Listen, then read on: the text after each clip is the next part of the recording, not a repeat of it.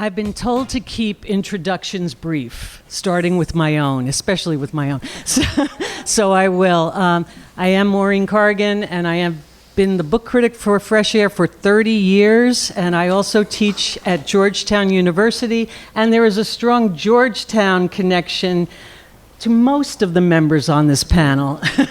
So I'm really happy to be on this panel, although so many folks, when I told them what I was doing here at the festival, said, American optimism, question mark? Maybe I should just throw that out, and that'll take us through an hour and a half. Jason Berry is an investigative reporter. He has written books, several books on the Catholic Church, a couple on the clerical sex scandals that have erupted. He's also a movie maker, and his most recent book is A History of New Orleans over 300 years, so City of a Million Dreams. And I would love to talk with you about how you encapsulate 300 years of New Orleans history behind these covers, and I'm sure we will. Elizabeth Schwartz is an LGBTQ plus warrior. She is a lawyer, and she served on the team that helped overthrow the ban on gay marriage in Florida. And her latest book is a guide to marriage, both gay and otherwise, and many of us would appreciate that. But it's a legal guide. It's a legal guide. Douglas Brinkley is a distinguished historian and professor at Rice University. As I'm sure many of you know, he's also taught at the University of New Orleans and Tulane. He has written so many biographies and works of history that I'm not even going to go down the list. But he also served as advisor to Spike Lee's film on Katrina. And his latest book is about the space program called Moonshot, right? American Moonshot. American Moonshot. So we've got people on this panel on American optimism who are talking about specific moments in history in which that optimism was evinced. We've also got folks who are in the trenches doing the work of social change. And yet I'm a literature person, so I couldn't help but think through the canon of great American novels. Gatsby, Invisible Man, Moby Dick, Beloved, Huck Finn. Every one of those novels expresses great doubt, if not outright pessimism, about the ideas of American possibility and second chances. And so I wanted to throw out this big think question to the panel about the quality of American optimism. How would each of you characterize that particular American strain of optimism, either based on your work or on the writing that you've done for your latest book? Douglas, you're nodding, so I'll start with you. Well, when I write presidential history, you realize that optimism is often very important. Now, we have a president now operating on the politics of fear, but we often have presidents that are just raw optimists. Theodore Roosevelt and FDR both believed that optimism was almost like impossible to lead without raw optimism. You know, when you think about FDR's "We have nothing to fear but fear itself," on his famous March 1933 inaugural, and that belief during our dark days of the Great Depression and the Dust Bowl and environmental degradation and the banks foreclosing and a kind of doomsday scenario spreading across the land, here is Franklin Roosevelt in a wheelchair, somebody with polio, somebody who has to be helped just to get to the podium to give a speech. And here he is exuding a kind of unhinged optimism in the United States. And that is the same as Theodore Roosevelt. TR's, wherever he would go, he would try to be positive and optimistic as president. His whole line, you know, if he came in fact, so much so that Dr. Kay Jamison, head of psychiatry at Johns Hopkins, wrote a book called Exuberance, all about, and Theodore Roosevelt was the poster child of exuberance, which she said is a form of manic depression, where everything is positive, you don't see everything's going to be better, greater days, and you think that's just political blather. But in TR's case, he'd come into a room like this, you look wonderful, isn't it beautiful, look at the chandelier, as a coping mechanism for not falling into despair. In fact, he had a day in his life when he was in Albany as a young legislator, lawmaker, where he got called from Albany to New York City. And on the same house that he was born in New York, you could go there and visit today. The National Park Service runs it. But he had his mother with fever on one floor and his wife, Alice, giving childbirth on another, and she was sick. He'd shuttled between two floors. That evening, they both died. He lost his mother and his wife on the same day. And he put in his diary, for historians, we look at other people's leavings and things for a living, but he put a giant X through his diary and said, the light has gone out of my life forever. But what he didn't want to do is fall into despair. His brother, the father of Eleanor Roosevelt, jumped out of a window to commit suicide in his life and was addicted to alcohol and opioids. And that depression strain was in the Roosevelt family. So TR adopted this sort of unfettered optimism with just blindly so. And you're amazed what you get accomplished if you're going to do that, because you don't. But the danger is you lose a lot of self-doubt. And if you make a big, bad, wrong decision, out of just my new book on John F. Kennedy, American Moonshot, John F. Kennedy in the Great Space Race, that's all unbridled optimism. I mean, when he just made May 25th, 1961, Kennedy goes before Congress and says, we're going to put a man to the moon by the end of the decade and bring them back alive. Everybody at NASA was like, we have no technology to do that. That's just crazy optimism. But once you commit to it, you start trying to fulfill it because you have a goal for your optimism, where you're leading to.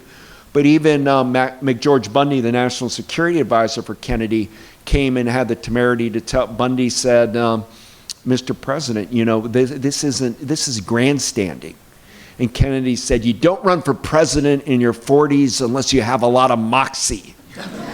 And that moxie could be said optimism, that we can do it. And the presidents we remember the most, Theodore Roosevelt, Franklin Roosevelt, John F. Kennedy, Ronald Reagan, are all optimists. Reagan's comes from his father being an alcoholic, and he created also a kind of sunny view.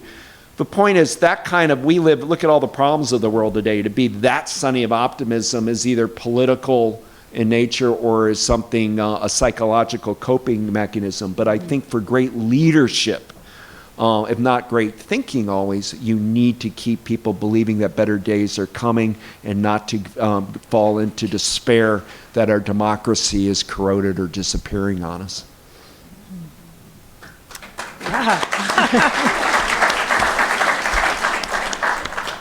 Super interesting, and why does rice pay Texas, right? Yeah. So, thank you. This is such a great big thing question, as you put it, Maureen. The concept. First of all, I just want to acknowledge the optimism of everyone coming here, I think any day that we can sort of get out of bed and not hide under the covers and just freak the F out watching the news, I feel like just right there I want to lift you all up. And I'm sorry that Donna Brazil did not make it, but I promise that we will be entertaining and interesting enough for everyone. And none of us is taking a paycheck from Fox News. So, okay, I was going to bring that up, okay? I was. But you talk about sort of the darkness in the American literary canon, right? Yeah. And of course there has to be struggle, or else there's no narrative, right? I mean, if everything is sunny and nothing happens, but the dreamers are dead by the end of it. It's more than struggle. Well, so like in Gatsby, I think it's great that like avarice and greed loses. So good, I find that is kind of optimistic. So I don't know. I'm that Mary Sunshine that I can turn anything into a positive sort of experience. But I mean, I think being an American is hard. My wife is Cuban. She will tell you that becoming an American is hard.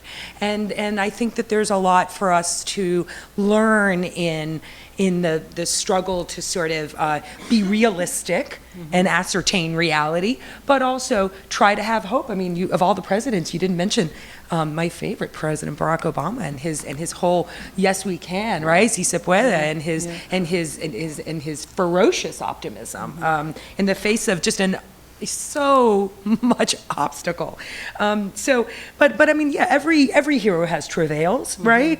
And so, I guess the way that I sort of connect that a little, I mean, and here we are in New Orleans, right, which is the ultimate optimistic city. I mean, sinking into the ground faster than scientists, even right into the sea. I mean, excuse me, sinking into the sea faster, I think, than even was predicted. And here we are, and there's building and life, and it seems awfully optimistic here.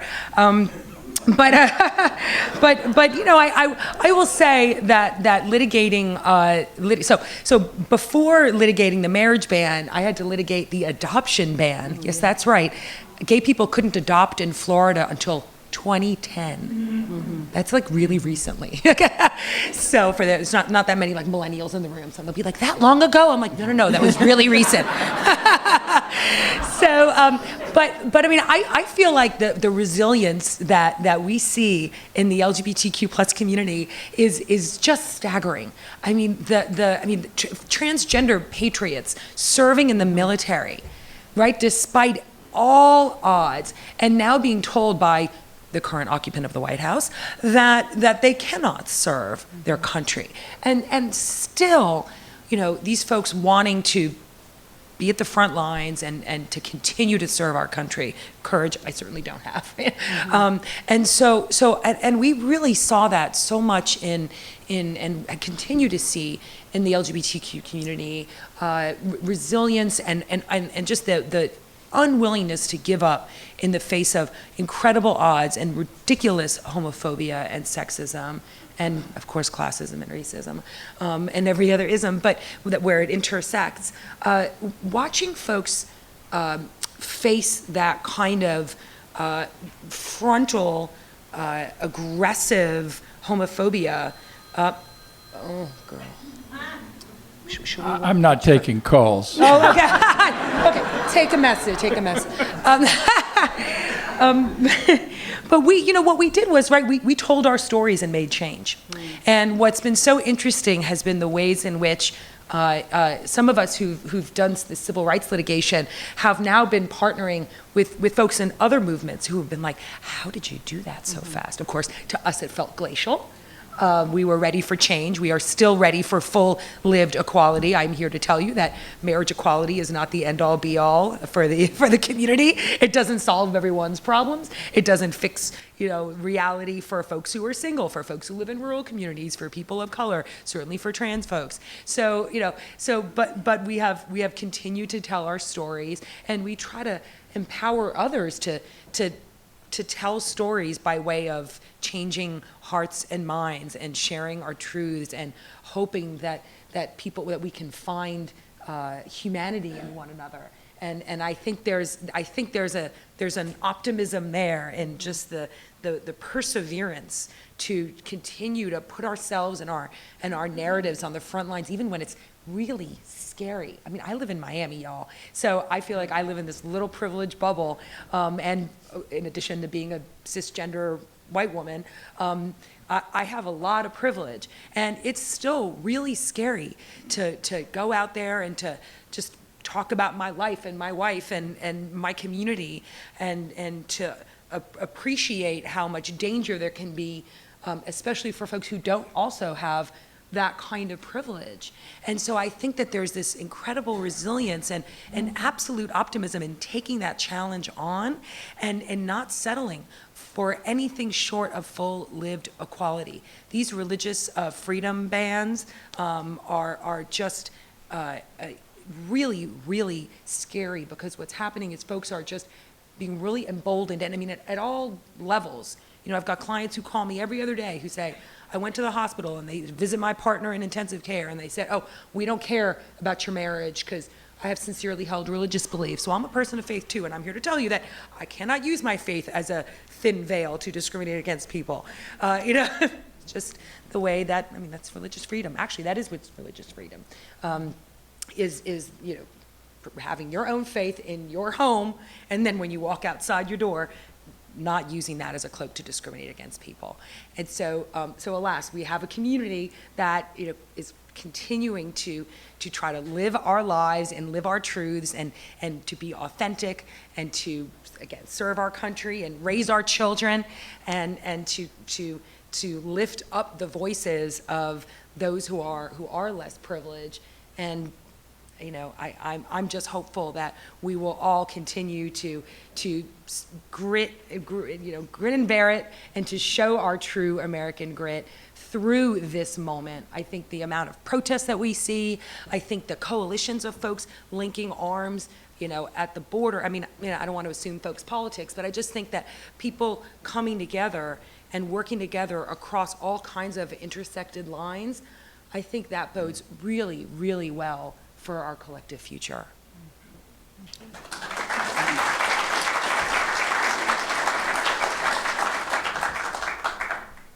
I'm not running for office, but I do have something to say about literature, Maureen. In your intro, I kept thinking about novels that may strike a tone of optimism, and it's striking to me that this is just a riff off your intro, but probably the two most distinguished works of creative writing, I would say out of New Orleans in decades, would be Streetcar Named Desire and A Confederacy of Dunces. Poor Blanche goes off, depending on the kindness of strangers, to the mental institution, and Ignatius Riley escapes in the end to better days, which prompts me to say something I learned in writing City of a Million Dreams. It is a bit of a dicey proposition to take on 300 years of history and try to package it into a readable length, but I think I've done so. I had no idea, as I was finishing this, and it's a character-driven history, which argues that the city which almost drowned on international television is now comparatively thriving. And historically, I think we have been shaped by a long tension between a culture of spectacle and a city of laws. A culture with a belief in otherworldly ways of expressing ourselves, particularly through funerals with music. And on the other side, a rigid legal world that kept changing as this culture pushed against it. Which leads me to say this. I would say in the last 3 or 4 months, at least 20 or 30 people I know fairly well, spread across this country and several parts of the world, have told me in one way or another that they no longer watch television, that they can't bear to do it. Could I get a show of hands? Oh, wow, look at that. We're on to something. I do manage a bit of CNN at night, now and then, but there is such a deep pessimism about where we are for obvious reasons.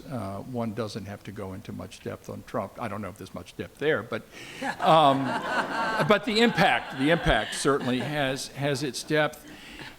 And my own take is that I think the nature of optimism tends to be rather defined by where one lives and what life is like in that place you inhabit.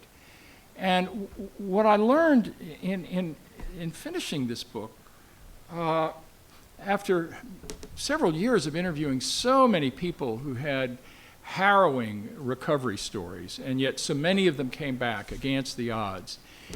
And largely the city's rebuilt because Landrieu knew what he was doing, accessed federal money, rebuilt much of the infrastructure, and yet at the same time left office being loathed by some people because he took down the statues. Well, I have to tell you that I was early into the work when Alan Toussaint died, and there's a thread through this book using funerals as a mirror on time passing. And when Toussaint died, I went down to the funeral at the Orpheum Theater. It was like an affair of state. And I thought, this is amazing. Here's the whole theme of my book now. It's almost as if God said, I forgive you for what you've written about the Vatican. Here's your intro, son. Run with it. And so, here was an affair of state for a musician. We grew up in his songs. Lipstick traces on a cigarette. Every memory lingers yet. I've got it now like I never did before. I miss you so much. So the poetry that comes out of the popular music, I think, has been with us in this city for many years. And regardless of how one votes, we are a city held together, I do believe, by a constellation of identity pageants that are dramatized during Carnival, for the most part. And that's not to wax romantic and say that Rex will save us. Although I must say, Stephen Hales was a great pediatrician to both of my girls. But the tiny symbols that sometimes happen in local communities do engender a form of hope. When you think about the history of the upscale Mardi Gras cruise, so entwined with the bloody politics of white supremacy during Reconstruction, when all the statues went up, or not long thereafter, and lynching became the tool for usurping power from blacks. And you think today that the Rex, the king of Carnival, goes down to the dock to greet the king of Zulu when he arrives. Again, this may seem small, but symbols do add up, and they do give us a sense of the community that we live in. And I would go out on a pretty short limb and say that I think people in New Orleans are probably happier than a lot of them in the island of Manhattan. And I have nothing against New York City, except I can't afford to go there anymore. If I do, it's for 2 nights. But, we are living through a national nightmare. We're also living through a radical retesting of what the American identity is. And obviously Trump and his bedrock supporters want to move it back to a culture of white control. And we're already beyond that. How the courts respond to so many of these challenges is one lesson that we will live with, because he is stacking the courts. But I think there is a far deeper pulsation in this country. The myth of endless space has ended. I saw the documentary on the Moonshot and was really struck by that 70-millimeter footage where the sheer size of the spaceship and the station just, it overwhelms you on an actual movie screen. And if you get a chance to see it, it's a great book. And certainly the, Kennedy's cry that we would go to the moon, his speech saying we would go to the moon, is part of that mythic history of America.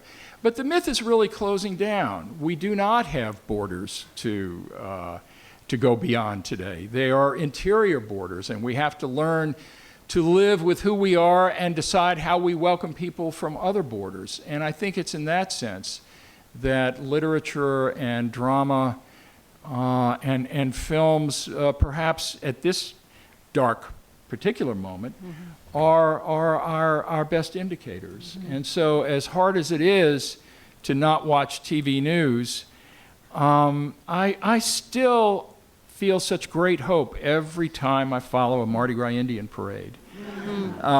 Just a quick anecdote, and then I'll let the next person talk. But during the years I was writing about the Vatican, I would come back from these long trips, 6-8 weeks at a time, to Rome. My head was just filled with information, enough to make the mind reel. Not all of it particularly optimistic. The Vatican Bank was something in itself. And the plane would come down, and I don't want to get too sentimental about this, but it is the gospel truth. The plane would come down, and I felt as if the soggy soil was sort of reaching up, pulling at me, saying, okay, son, you're home. And typically, within a week or two, I would be sitting in a church at a funeral. And And although I still manage to get to Mass sporadically, I search for good liturgies. Sitting in those funerals, listening to those sermons, the beauty of the cascading rhetoric of the preachers in honor of the deceased, and then following the musicians with their stately marching, escorting the casket out, and then watching the spontaneous choreography of the second liners dancing in the streets, many of whom never knew the dead guy. You know, it plants a certain optimism for the human experiment, and I carry those lessons with me. I had no idea I was writing a book with an optimistic ending, but accidentally I did.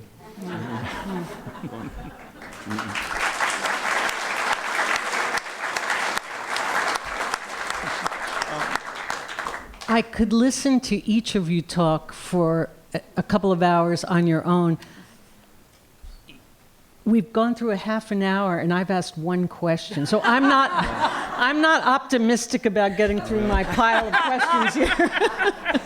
So We'll be brief. I'm going to cut, no, just an observation. So I'm going to cut to the chase and ask you some of the questions that I really want to know about. And one of them is,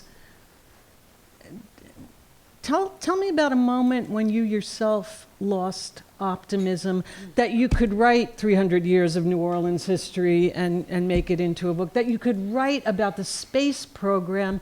And honestly, you know, when I mention the space program to students in classes, even at Georgetown, you know, you can sort of see their eyes glaze over, that you just felt so discouraged because the struggle for full equality with LGBTQ plus rights, 2 steps forward, 1 step back, sometimes 1 step forward, 2 steps back.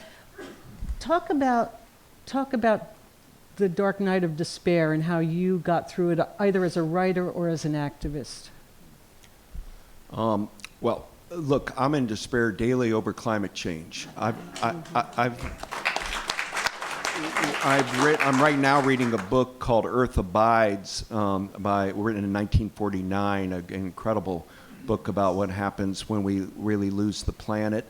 Because I wrote about environmental history, I grew up going to national parks and believing in the park system. Now we can't even pay the bills to Independence Hall is leaking. We treat the National Park Service as just nothing. And it's deeply disappointing. And you look at how we're treating the planet on a steady basis. So I'm in deep despair over it. Mm-hmm.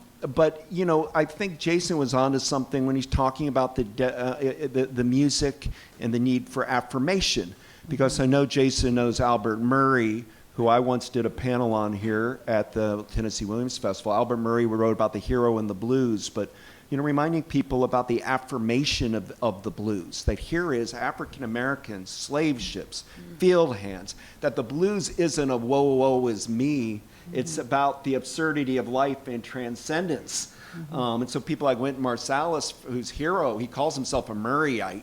It's to keep even the blues music is actually an affirmation of life, and New Orleans does that, I think, better than anybody. And rock and roll growing up was always an affirmation, even when it was Bob Dylan singing "A Hard Rain's Gonna Fall" about perhaps nuclear annihilation. I still felt affirmative to protest due to the protest music. But we're talking about race and you know, LGBTQ politics. Barack Obama opened up the National Park Service, saved Stonewall to open the narrative in New York. He created a national monument for Cesar Chavez's home in California in the Yes You Can way. He created Bears Ear National Monument in Utah to be run by 5 Native American tribes, a new paradigm for a park. He saved Harriet Tubman's home in Auburn, New York, of the Underground Railroad. He created a Buffalo Soldier Museum in Ohio, opening the narrative affirmation, and now boom, Trump. And they're trying to undo Bears Ears and undo the protection of the wilderness areas and federal lands and all. And so you got to fight. If you're a conservationist or environmentalist, every day is a fight. 2 steps forward, big blow back. And I worry now that we're losing, that the race has got where we can't control the hyper-industrialization money is king, and all of those people that I love, from Henry David Thoreau to Rachel Carson on down, we may be losing right now, and the morale gets low, so you got to pick up the morale. Civil rights movement, Martin Luther King, what was it? I have a dream. He's being shot. I've been to the mountain. We'll get there someday. In Memphis, before he's gunned down, the whole civil rights movement is we shall overcome. We're going to do it. Believe, have hope, have faith. And if you lose that, if we just become nihilistic and in despair, you really are playing into the forces of Trumpism, which is cocooning, not coming in. They quiet your mouth, and that becomes totalitarianism, where the poets and the blues musicians and the authors operate underground in little covens instead of having their voice sung across the land.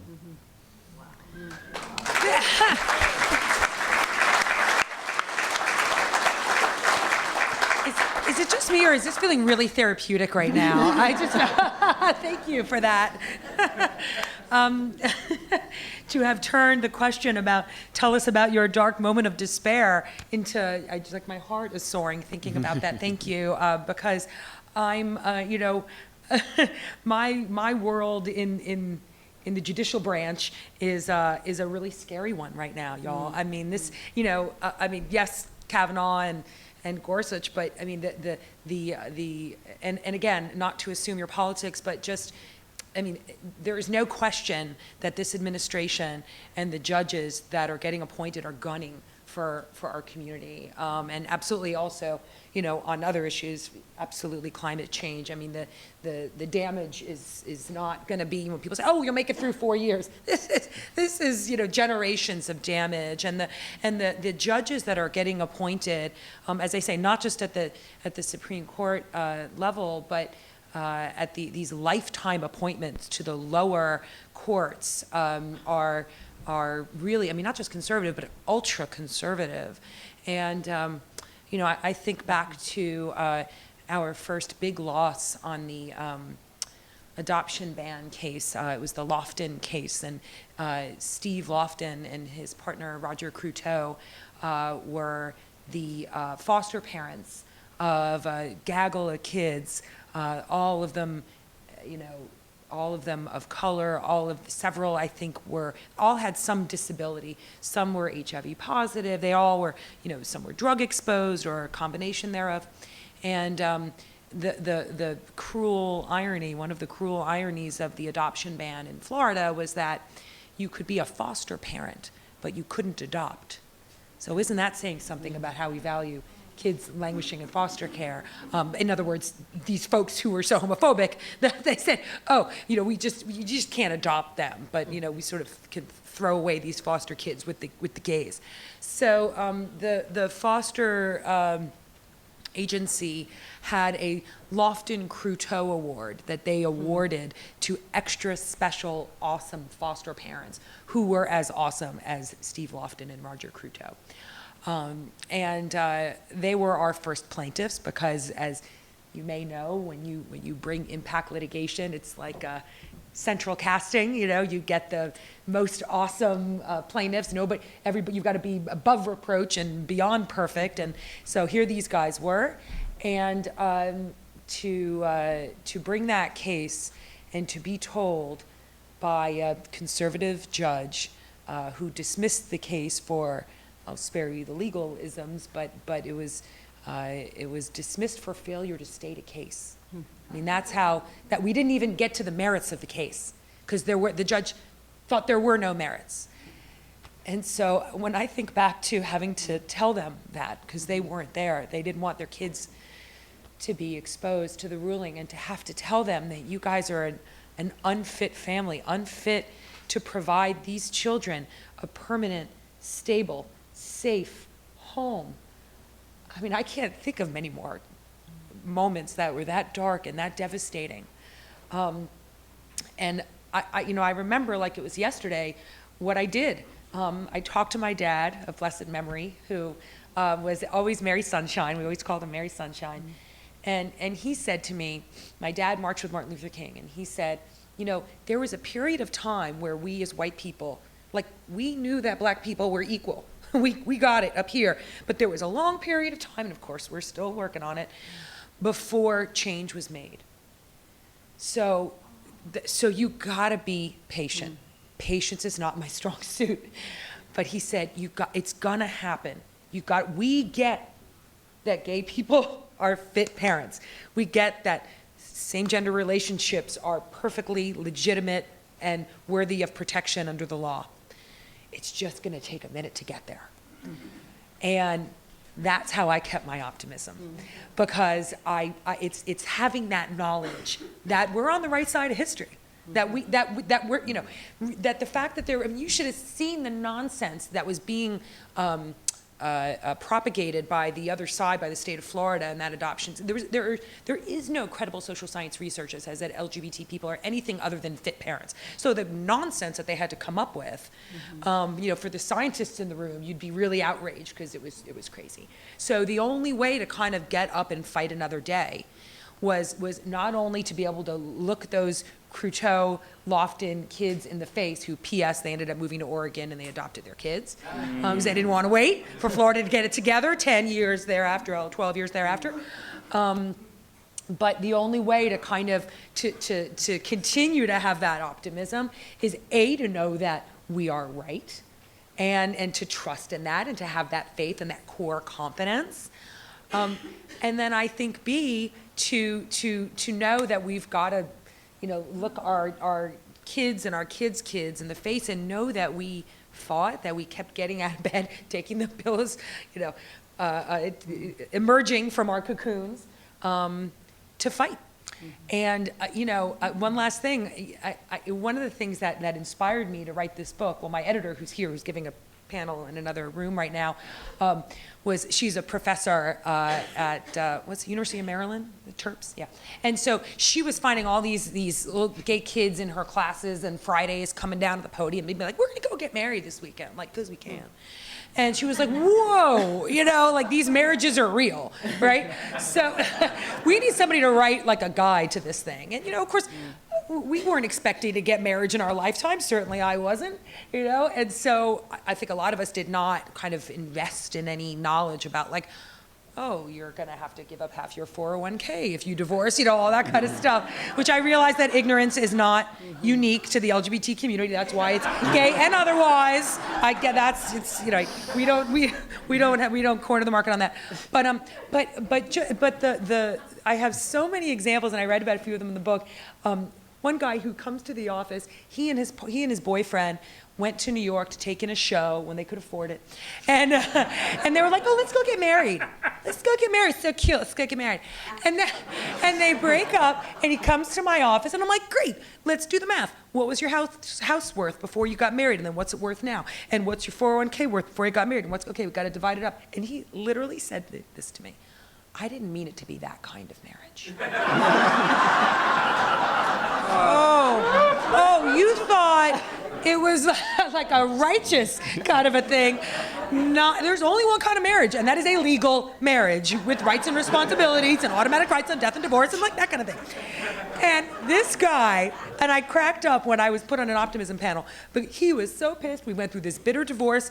He shows up at my office last month to do a prenup with his new boyfriend. Isn't that lovely? So love will rise again, love will conquer all, but do a prenup about it.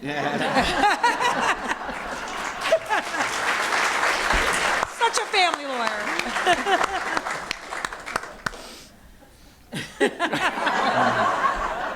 Could you repeat the last answer, please?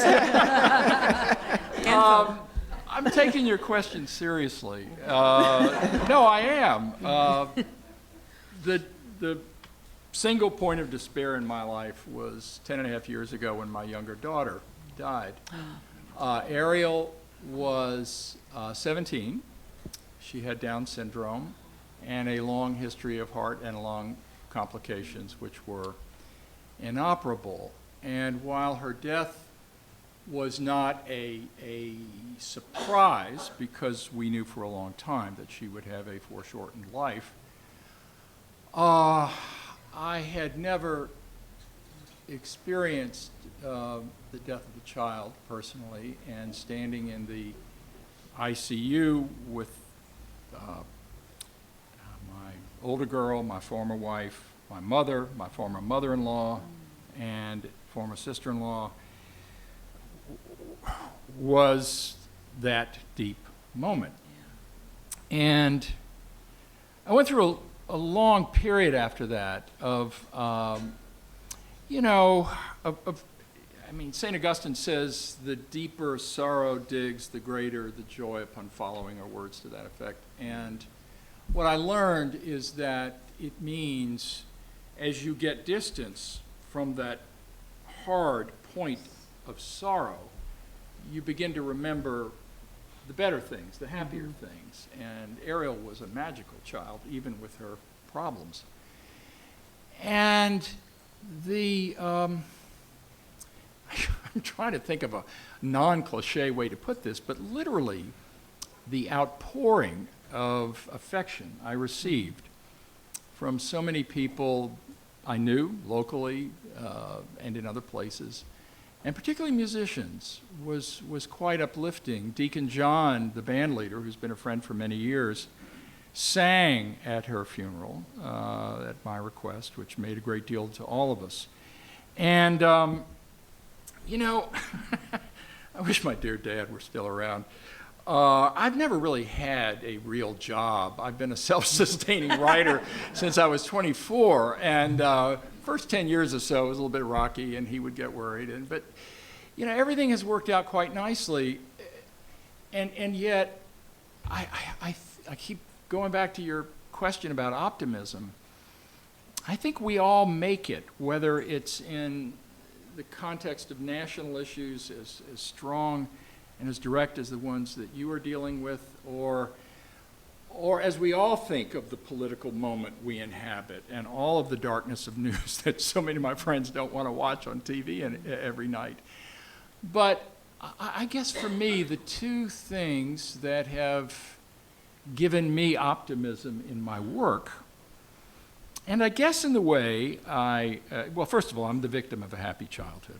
And that means you can't write a memoir. You can make stuff up.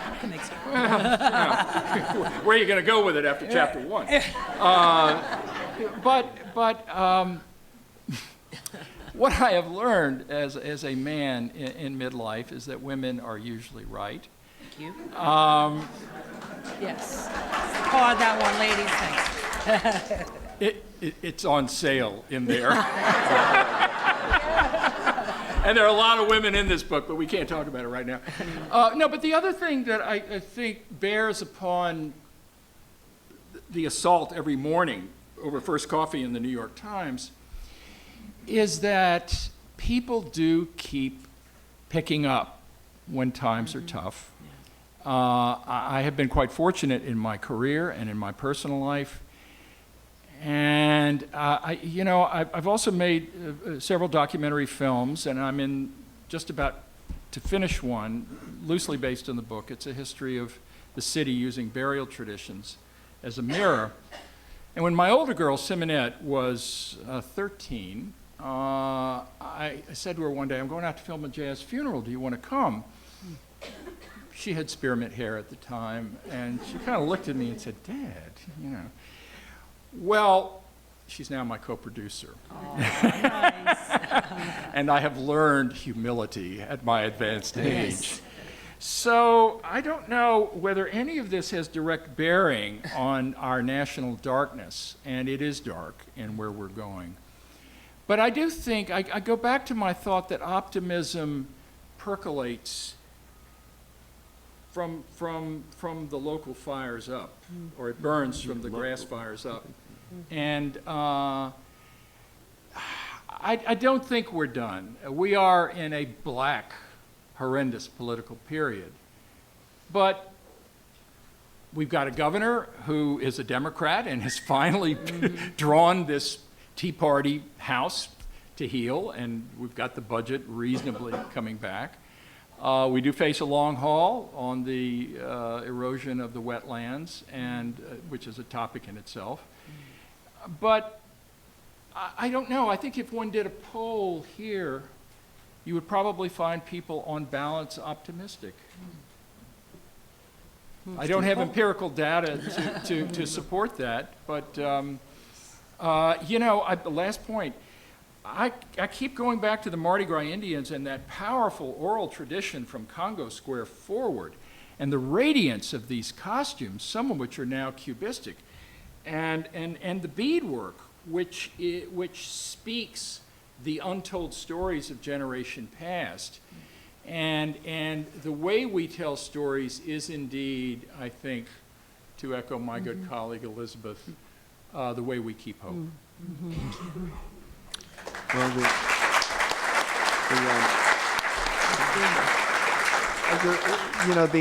one of the key things about history is to remind ourselves that our own times are not uniquely oppressive.